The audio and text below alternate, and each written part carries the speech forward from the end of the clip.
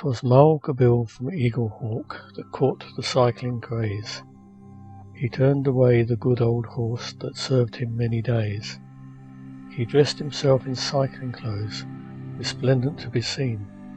He hurried off to town and bought a shining new machine. And as he wheeled it through the door with the air of lordly pride, the grinning shop assistant said, "Excuse me, can you ride?"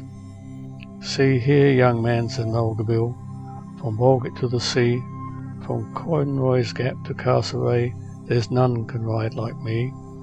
I'm good all round at everything, as everybody knows. Although I'm not the one to talk, I hate the man that blows.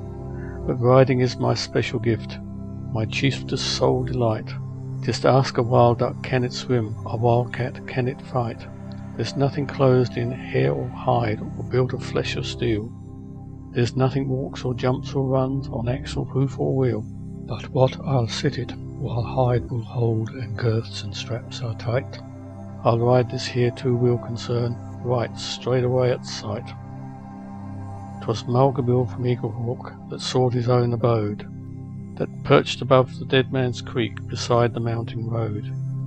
He turned the cycle down the hill and mounted for the fray, but ere he'd gone a dozen yards it bolted clean away. It left the track and through the trees just like a silver streak. It whistled down the awful slope towards the Dead Man's Creek. It shaved the stump by half an inch, it dodged a big white box. The very wallaroos in fright went scrambling up the rocks. The wombats hiding in their caves dug deeper underground, as Mulga Bill, as white as chalk, sat tight to every bound. It struck a stone and gave a spring that cleared a fallen tree. It raced beside a precipice as close could be. Then as Mulga Bill let out one last despairing shriek, it made a leap of 20 feet into the Dead Man's Creek. 'Twas Mulga Bill from Eagle Hawk that slowly swam ashore. He said, "I've had some narrow shaves and lively rides before. I've rode a wildwood round a yard to win a £5 bet, but this was the most awful ride that I've accounted yet. I'll give that two-wheel outlaw best. It's shaken all my nerve to feel it whistle through the air and plunge and buck and swerve. It's safe at rest in Dead Man's Creek. We'll leave it lying still.